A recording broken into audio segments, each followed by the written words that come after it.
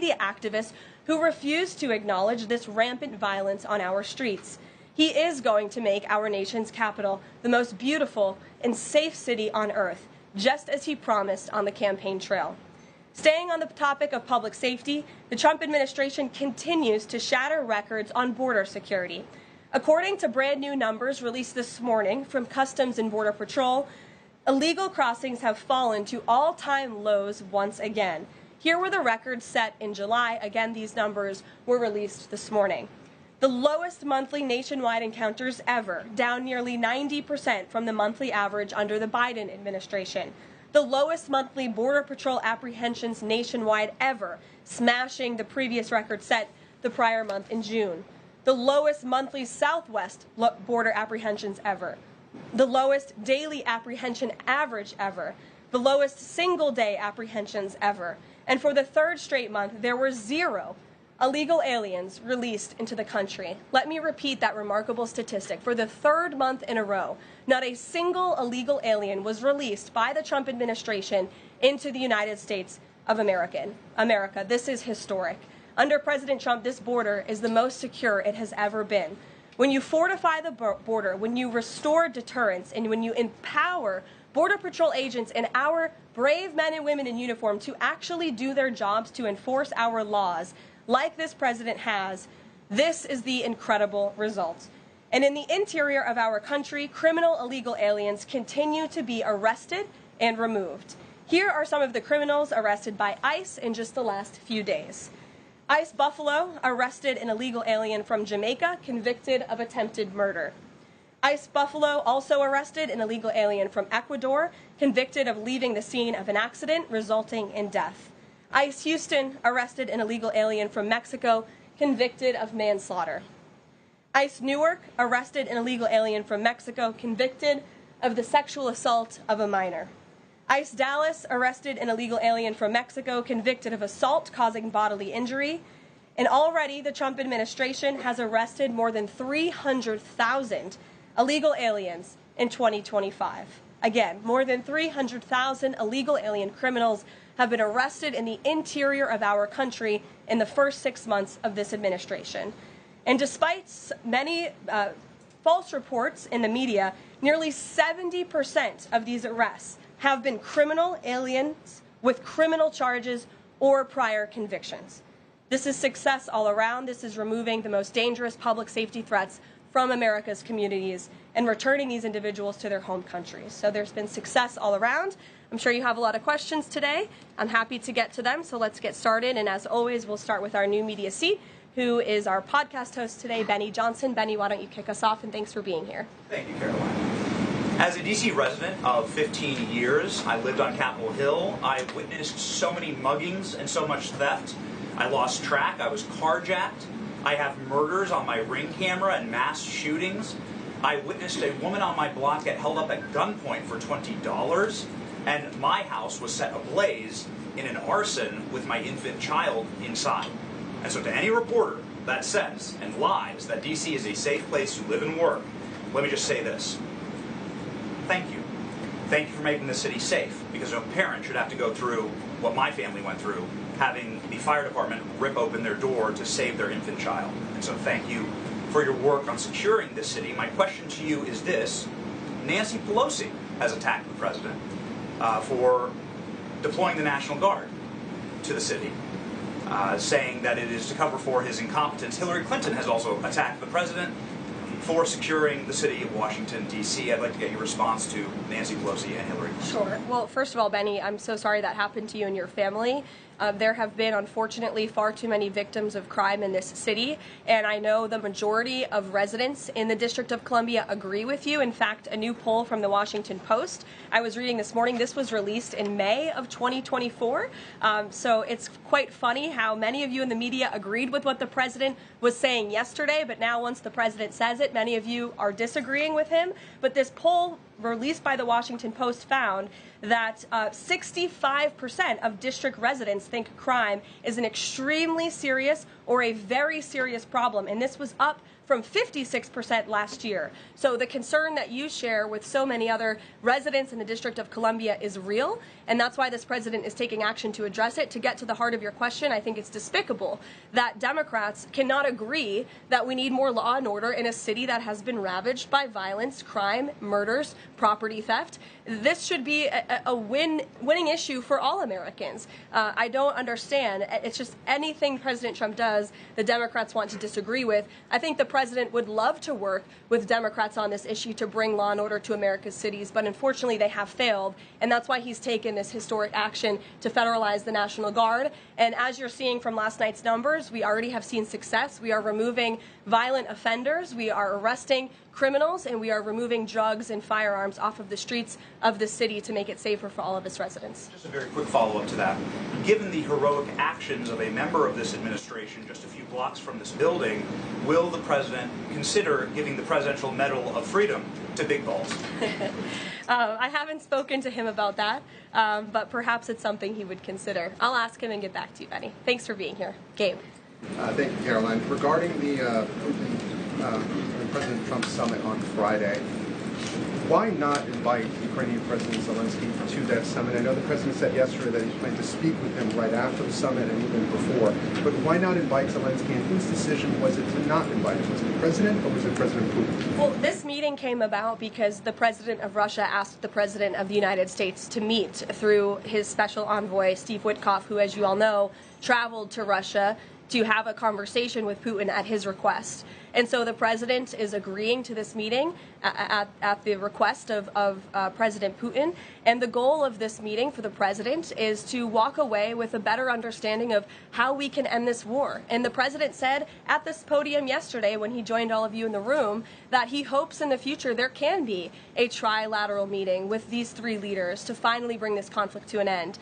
But this administration has really used every lever, has taken every measure to achieve peace through a diplomatic solution. And I think the president of the United States getting in the room with the president of Russia, sitting face to face rather than speaking over the telephone, will give this president the best indication of how to end this war and where this is headed. And another question on something that happened yesterday, but I wanted to get the White House response. A judge ruled that the grand jury transcripts in Ghislaine Maxwell's case should not be released. What's the White House's response to that? And do you plan to appeal? And what do you tell President Trump's supporters who want that information released? We think that decision is unfortunate. Of course, we moved to unseal that information because the president has said he wants to see credible evidence released. As for the appeal process, I would defer you to the Department of Justice for that. Rachel. Thank you so much, Karoline. We're learning that President Trump spoke with Ukrainian President Zelensky. I was curious if you can share any more details about their call, and did Zelensky give President Trump any red lines, any non-starters ahead of this summit on Friday? Look, I don't want to reveal the private conversations between the president and President Zelensky, but what I can tell you is that the president has deep respect for all parties that are involved in this conflict and are trying to bring this conflict to an end. After Special Envoy Witkoff returned from his meeting with President Putin in Russia, his first phone call was to President Trump.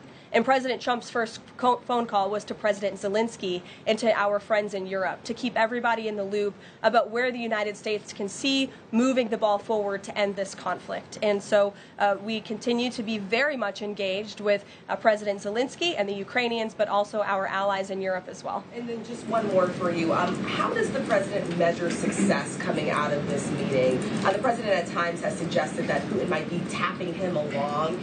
Is he prepared to walk out of this meeting if he senses that Putin is not serious about ending this war? I think I just answered that question for you and what the goal and the expectation of the meeting is. And I won't jump ahead of any hypotheticals, and I'll leave it to the president to speak to all of you after the meeting, which I'm very confident he will. Steve. Is he optimistic that a deal will emerge from this meeting, or is he simply going to listen? I think this is a listening exercise for the president. Look, only one party that's involved in this war is going to be present. And so this is for the president to go and to get, again, a more firm and better understanding of how we can hopefully bring this war to an end. Karoline, how did you settle on Alaska as the site for this? So there were some other sites being discussed. This is like it was a midpoint between the two leaders? There were many sites discussed, but of course Alaska is a state within the United States of America, so the president is very honored and looks forward to hosting President Putin on American soil. Last thing, is there a joint news conference plan, or will the president have a solo one? What sort of scheduling stuff? Yeah, the mechanics and the scheduling, Steve, are still being ironed out. For Friday, we're working with our Russian counterparts to put those plans into action, and of course we'll keep you all apprised on the logistical details of Friday as soon as we get them. Charlie? The president said at the podium yesterday twice that he was planning to go to Russia. Was that a verbal slip-up, or does he actually plan to go to Russia? Perhaps there are plans in the future to travel to Russia, and on Friday the president will be meeting with the Russian President Vladimir Putin in Alaska, as you know. Phil? Last week, the president said the CEO of Intel was highly conflicted, seeming to cite his past investment with Chinese companies that were doing business with the Chinese military. Yesterday, he called his meeting with that CEO a success. So what can you tell us about what the Intel CEO said to President Trump that changed his mind? The president put out a statement that you cited, Phil. I will leave it at that. He shared his thoughts on that meeting and how it went, and for any further comment on that, I'll leave it to him to make. Will the Bureau of Labor Statistics continue to put out monthly jobs reports? Well, look, what I'll tell you about the Bureau of Labor Statistics, I believe that is the plan, and that's the hope, and that these monthly reports will be data that the American people can trust. As you know, the Bureau of Labor Statistics has made massive revisions after the last several reports that they have put out. And there has certainly been a decline in the quality and the reliability of data coming from the Bureau of Labor Statistics, and there's been an increase in revisions. And this president and the administration is finally tackling this problem that so many have talked about, and the president is actually doing something about it. We need to restore new leadership that we can trust. As you know, the president has appointed someone new to take over the BLS, and so we need to look at the means and the methods of how the United States is acquiring this very important data, and all of that is going to be done, and the goal, of course, is to provide honest and good data for the American people to make very important economic decisions on. Michael. Thank you, Karoline. Two questions, if I may. The president has talked about land swaps between Russia and Ukraine. Vladimir Putin says he wants Russia to hold on to Russian-occupied territory in eastern Ukraine. Is the White House at all concerned about the messaging that potentially giving over or allowing Russia to maintain its occupied territory in eastern Ukraine, what that might say to other U.S. adversaries like China? Look, right now, the President of the United States has done more to end this war than his predecessor, Joe Biden, who allowed this war to take place. This war, don't forget, happened at the result of the weakness and the incompetence of the previous administration. And so the president inherited this conflict, and he is determined to end it. And it's a very complex and complicated situation. As for the details of the plans that have been kind of tossed back and forth, I won't get into those, and I will let the President of the United States discuss those plans with the President of Russia, with our European allies, and the President of Ukraine, Zelensky himself as well. Sure, go ahead, in the green. Thank you, Karoline. As far as the policing and security operations in DC, Speak up. Is there a timeline? Do we know what success looks like? And is it going to last longer than 30 days? And also, is there going to be an immigration enforcement aspect to this? So can you speak up a little bit? The air conditioning is bumping in here for all of you today after yesterday's heater, so we've got to stock up. You're welcome. Go ahead. Is there a timeline for the security operations here in D.C.? And also, is there going to be an immigration component to this, and what would that look like? Look, if law enforcement officers encounter a criminal in this city, and they are an illegal alien, of course the appropriate measures to detain and deport that individual will be taken, as they should. No city should be a sanctuary for anyone other than law-abiding American citizens, and that has been the position of this administration since day one. As for the timing, we will reevaluate and reassess and make further decisions after this 30-day period is up. But within these 30 days, our entire focus is making sure that this is the most efficient operation possible and that we are removing as many criminals from the streets and we are cleaning up D.C. as best as we can and working with the Metropolitan Police Department to do that. I know the mayor just spoke spoke several minutes ago. I was watching her on television, and she said that an increase of in law enforcement officers on the streets will be helpful to deter crime in this city. And we look forward to working with these brave men and women of the Metropolitan Police Department to remove criminals off of our streets and to keep law-abiding citizens in the district safe. Josh. Thank you. The President weighed in on Jay Powell again today, you might have seen. He said that he's considering allowing a major lawsuit against Powell to proceed because of the, quote, horrible, engrossing, incompetent job he has done. Can you tell us about that? What lawsuit is he talking about? He's considering a lawsuit, and I won't speak on it any further. I will allow the President to do that himself. Is it fair to say the administration is considering suing the Fed chair over this renovation? That's what the President is saying. Has he had discussions with anyone about this, or is this just like how advanced is this right now? At this moment in time, the President is considering a lawsuit against the Fed, and I will leave it to him to comment further on it. Tamara, go ahead. We talked about yesterday. We talked about the NVIDIA chips deal the President has struck, as well as AMD, the 15% stake that will go to the government. Do you have any detail on how that came about? The President said he asked for 20% from NVIDIA. Did he make the same 20% ask to AMD, and/or is this something the administration is looking to do with other either chips or products, going forward? Is this a model it wants to build on? Well, look, right now it stands with these two companies. Perhaps it could expand in the future to other companies. I think it's a creative idea and solution. The legality of it, the mechanics of it is still being ironed out by the Department of Commerce, and I would defer you to them for any further details on how it will actually be implemented. But again, this was another idea of the President and his brain trust on his trade team to try to, get good deals for the American people and the American taxpayer. Did you see the report that China is discouraging use of the H20 to some companies? Since this, we're reporting that overnight there was private guidance sent to companies not banning the chip but urging them to steer away from it. I wonder if you have any response to that. I haven't read the report. I will, and we'll get you a comment on it. Tamara. Thank you. Last week, the meeting with Putin was sort of described potentially as an opportunity for a deal. Now it's a feeling out. Has there been a shift in expectations within the White House, or an effort to temper expectations about what success looks like for this meeting? Well, look, I think both can be true, right? The President has always said he wants a peace deal. He wants to see this war come to an end. But this bilateral meeting is a bilateral meeting between one party in this two-party war, right? You need both countries to agree to a deal. The President is accepting this bilateral meeting with Putin on Friday, and I will let him speak further to it after it concludes about how he felt it went. And also, completely unrelated topic, regarding the President's efforts in Washington, D.C., do you have any specifics about how homeless people will be dealt with, where they would be moved to? What does this look like? I do, yes, and it's an important question, so thank you for raising it.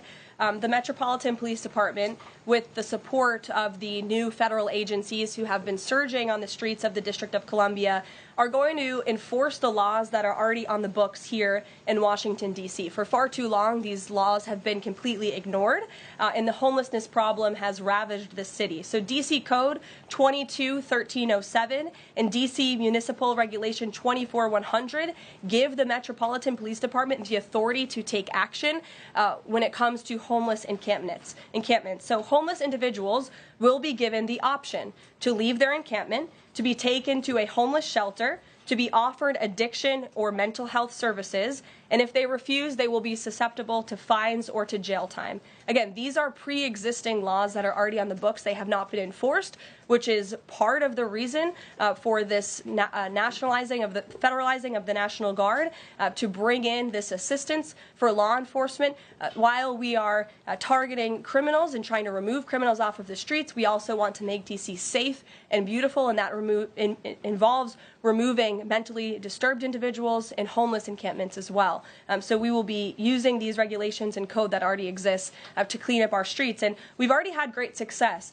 Not many of you picked up on this, but the United States Park Police has actually done remarkable work in terms of removing homeless encampments from the city. Since the President signed this executive order in March, 70 homeless encampments have been removed by the U.S. Park Police. There are only 2 homeless encampments remaining in D.C. federal parks under the National Park Service's jurisdiction, and the removal of those 2 remaining camps is scheduled for this week. So the U.S. Park Police will be leading this effort alongside MPD. Just very quickly, he had talked in one of his social media posts about moving them very far outside of the city. Is that off? No, it's not off. We're exploring how we could do that. But again, homeless shelters, offered addiction and mental health services, or jail if they refuse are the options on the table right now. And we'll continue to explore that option. Sure. Thank you so much, Karoline. President Zelensky said moments ago that he thinks Russia is preparing for a new offensive on at least 3 different areas of the front line. Is this something that you could confirm based on U.S. intelligence? And if the president sees that Putin is indeed planning major new offensive or moving troops, would he call off the meeting on Friday? I'm not in a position to confirm or deny or comment on that intel at this time. Monica. Thanks, Caroline. My question involves Russiagate. A whistleblower alleges that then Congressman Adam Schiff approved leaking classified information to smear President Trump's image during the Russiagate scandal. Does the president plan to investigate Adam Schiff, and what would accountability look like if more information confirms this report? The president has already said he wants to see Adam Schiff held accountable for the countless lies he told the American people in relation to the Russiagate scandal. I brought Tulsi Gabbard out to this podium to talk to you about all of that, and this administration is taking accountability very seriously. As for this new FBI whistleblower report, I understand Kash Patel last night declassified a 302 FBI document showing that a whistleblower who is a Democrat, a career intelligence officer who worked for Democrats on the House Intel Committee for more than a decade, repeatedly warned the FBI in 2017 that then Rep. Adam Schiff had approved leaking classified information to smear then President Donald Trump over the Russiagate scandal. This is obviously a bombshell whistleblower report. Hopefully more people in this room will cover it as such. And I have a quote from the FBI director for all of you. He has said this: "For years, certain officials used their positions to selectively leak classified information to shape political narratives. It was all done with one purpose: to weaponize intelligence and law enforcement for political gain. Those abuses eroded public trust in our institutions. The FBI will now lead the charge with our partners at DOJ, and Congress will have the chance to uncover how political power may have been weaponized and to restore accountability." That's what the administration is focused on, and hopefully we'll see some more media reports on this whistleblower allegation. If this were reversed, if this were allegations against the president or any of these cabinet officials, I'm sure everyone in this room would cover it as such. Elizabeth, go ahead. Thanks, Caroline. After yesterday's action to federalize the D.C. police, is the president still interested in working with Congress to end the Home Rule Act, something he's talked about in the past? Senator Mike Lee has a bill on it. Is that something he's still interested in? The president is very much still interested in working with Congress to address many of the issues that have plagued Washington, D.C., such as the cashless bail policy, which has been a complete disaster for the city. Juvenile delinquency is another major problem in the city that Congress can address. So I know Congress is on recess right now. When they get back to work to Washington, this president looks forward to having these conversations with our friends on Capitol Hill so we can work with them to make D.C. safe and beautiful again. And again, we encourage Democrats to join us in this effort. Perhaps their approval ratings would move up a little bit if they did. I saw a new poll today. Democrat approval rating is at an all-time low, 32%. If they could just stand by the basic notion of law and order, perhaps they would see that tick up a bit, and we welcome them to do that. Dasha. Thanks, Caroline.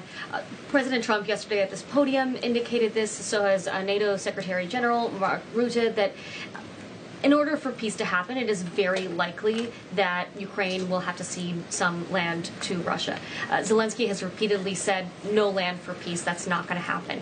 Has this administration communicated to Zelensky that he's going to have to change that position? Look, I appreciate your asking that question in a different way than your colleague Michael in the back. I don't want to get into the details of these negotiations and these discussions that have taken place out of respect for where we are right now, and I'll let the president speak on it further if he wishes to. One more about Israel. Sure. I know the president has had a call with Prime Minister Netanyahu recently. Netanyahu is planning to seize the remainder of Gaza City.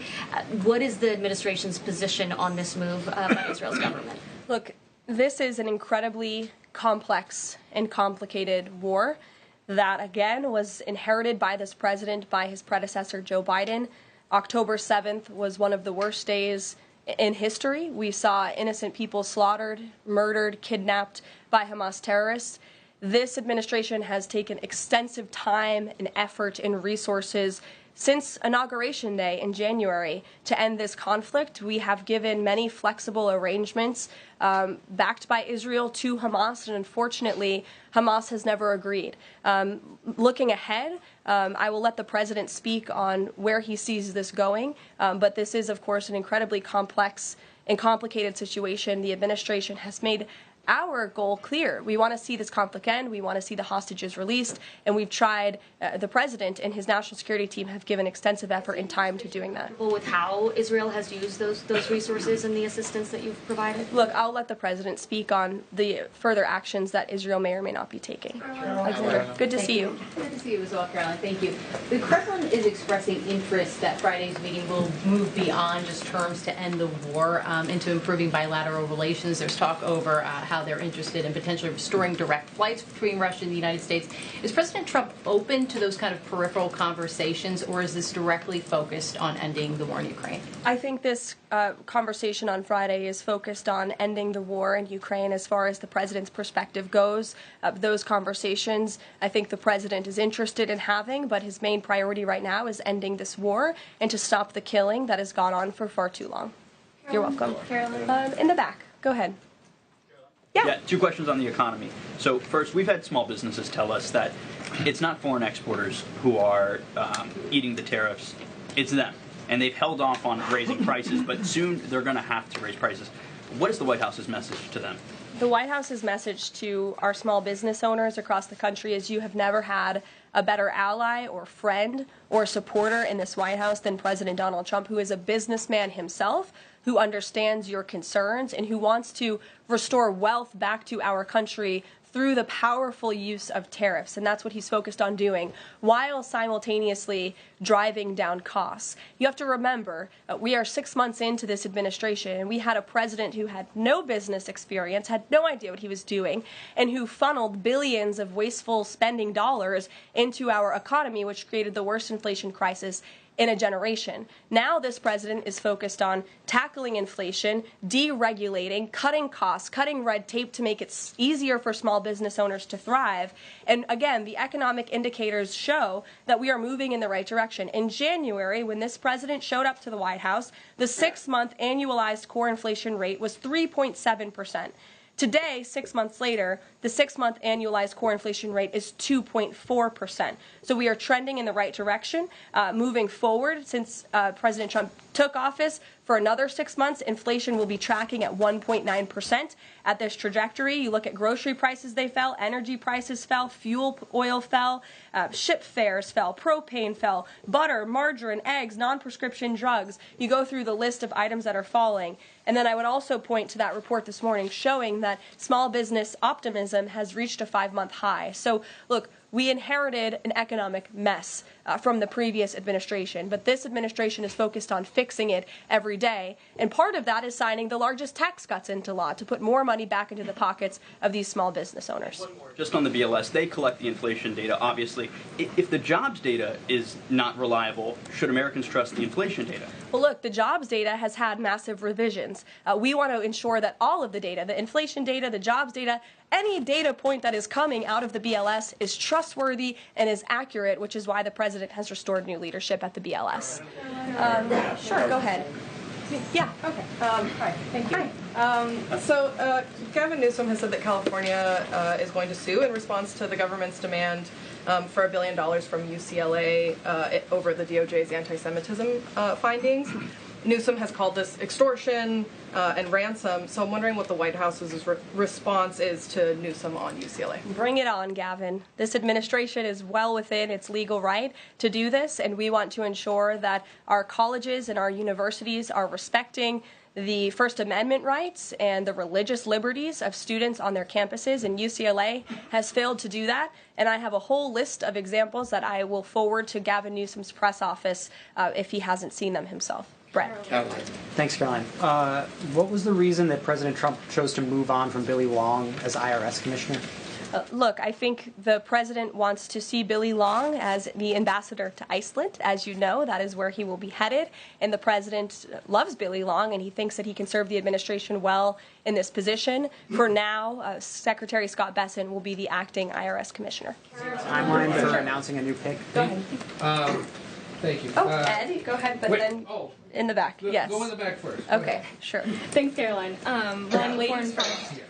One foreign policy and then one domestic question, if I may. There are roughly 30,000 children from Ukraine who have reportedly been abducted and are kind of dispersed around Russia. They've been showing up on these websites for adoption. Is their return a red line for the president in any deal ending the war? The administration is aware of these reports. I don't want to set red lines for the president on his behalf from this podium.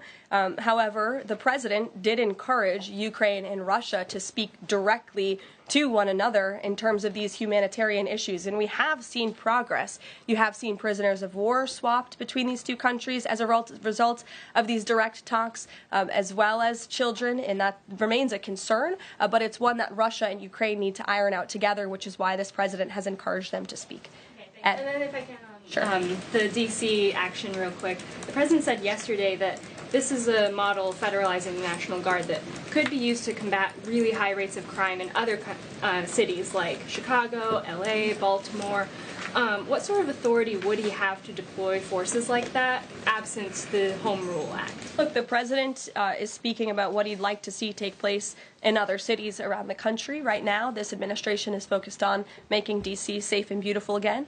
When the time comes, we'll talk about that. But I will note that the president wants to see all of our nation's cities be safe. But I think starting with our nation's capital is a great place to begin, and it should serve as a model for the rest of the country.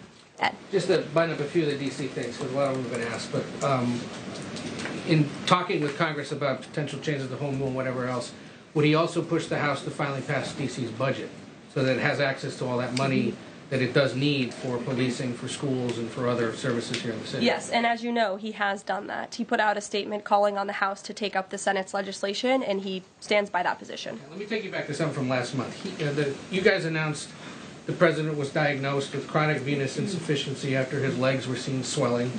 How's he being treated for that? And while you were upfront about those health issues, curious if the White House would be willing to let us speak with his physician directly about those health issues. I know there were a lot of concerns about the last White House not making the physician available. Would the physician be available in this case?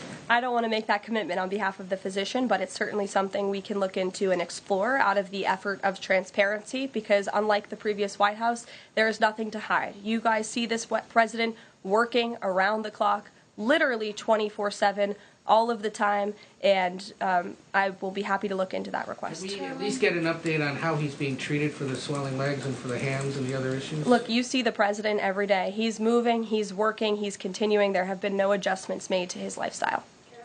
Hey, Karoline, I have two questions, one on D.C., but on the Putin meeting on Friday, does the president plan to meet with Putin one-on-one? Yes, that's part of the plan. And as for the other mechanics and logistics, I will let our team speak to that when they're ironed out. And on what's happening in D.C. with the federal takeover, what we've heard from the mayor and the police chief is that their understanding is there has been no change in the leadership structure. In the White House's view, who is in charge of the MPD right now? If you read the executive order, it will tell you the leadership structure is as follows. We plan to work with the Metropolitan Police Department, but ultimately the chain of command is as such. The President of the United States, the Attorney General of the United States, our DEA Administrator, Terry Cole, who is now serving ahead of the Chief of the Metropolitan Police Department. They will be working together. Nope, Terry Cole, as you heard from this briefing room yesterday, is in charge of the Metropolitan Police Department, and he's working with the chief to ensure that law enforcement officers are allowed to do their jobs in this city. Caroline? Yeah, thanks, Caroline. I know you said earlier the hope is to maintain monthly job reports, but the president's new nominee for BLS Commissioner E.J. Antoni recently told Fox Business that the BLS should suspend issuing monthly job reports and only issue quarterly reports until the jobs data methodology is corrected. So does the president disagree with that assessment that his nominee has said there, or suspending these monthly job reports a real option? I think he floated the idea of possibly suspending until they can get the data and the methodology in order. And this president wants to ensure that the BLS, again, is putting out accurate and honest data that the American people can trust. Since you brought up the new commissioner, he holds a master's and doctor's degree in economics from Northern Illinois University. He's the chief economist in the Heritage Foundation's Center for the Federal Budget. And in addition to his work at Heritage, he has multiple other roles. He's been widely renowned for his work on economic issues. He's been called before Congress to testify as an economic expert. So he's a qualified individual, and the president trusts him to lead this important department. I think a couple more questions. Sure, go ahead. Given that the administration now has jurisdiction over MPD, can we expect, does that mean like personnel changes, hiring, firing? Can we expect leadership changes internally in the Metropolitan Police Well, Department? I just walked through what the leadership structure looks like right now.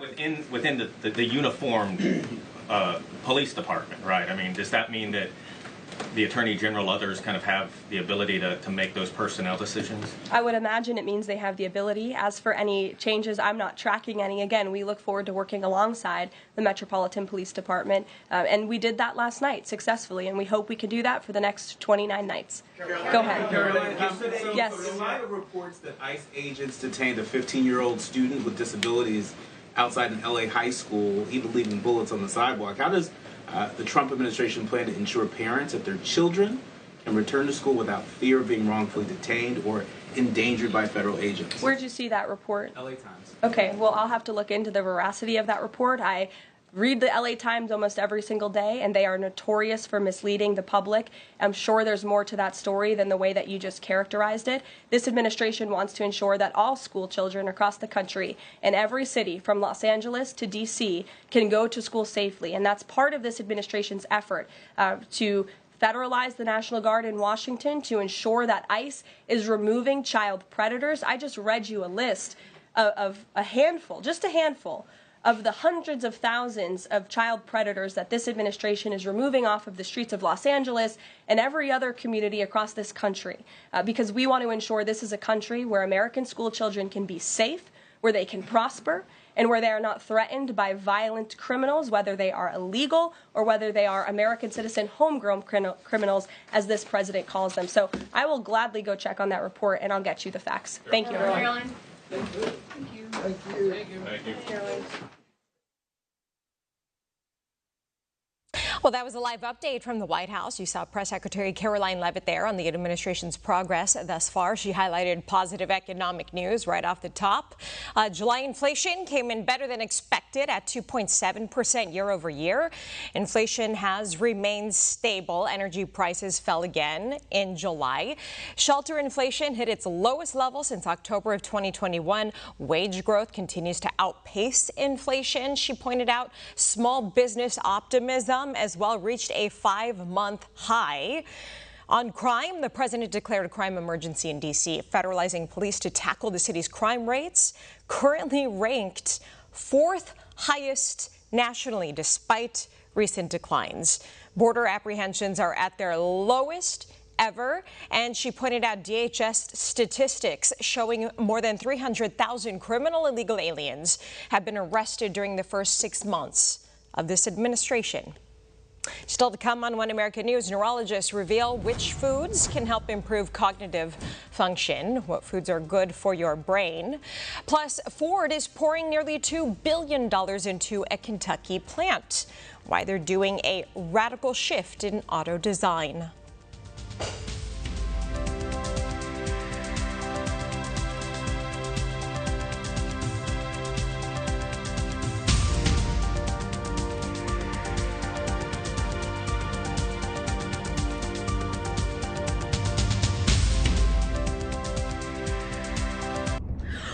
Oh my god, I won. Guys, I just saw someone win an iPad for under $10. I got this amazing Japanese knife set for just 75 cents. I got this KitchenAid stand mixer for only $56. There's millions of fast auctions and always something to win on DealDash.com. And today, new users get a $50 bonus credit. Go to DealDash.com right now and see how much you'll save. And shipping is always free. Tired of the hassle and high costs of selling a home? We can help. At Ideal Agent, we'll connect you with a top local agent that'll sell your home fast for top dollar, and all this for as low as a 2% commission.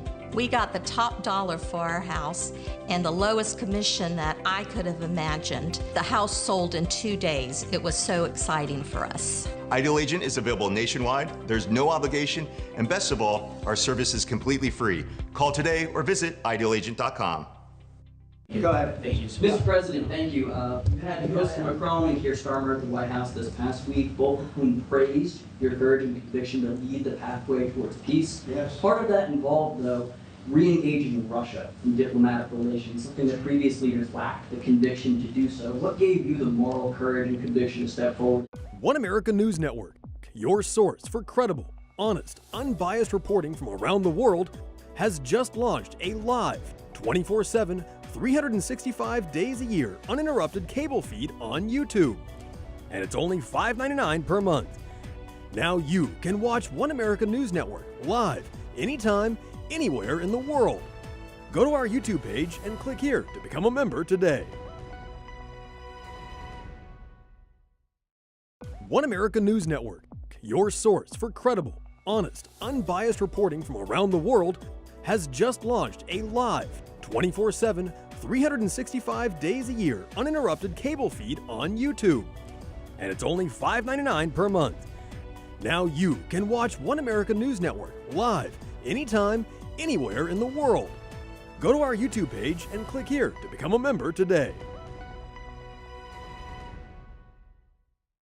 One America News Network, your source for credible, honest, unbiased reporting from around the world, has just launched a live, 24/7, 365 days a year uninterrupted cable feed on YouTube. And it's only $5.99 per month. Now you can watch One America News Network live, anytime, anywhere in the world. Go to our YouTube page and click here to become a member today.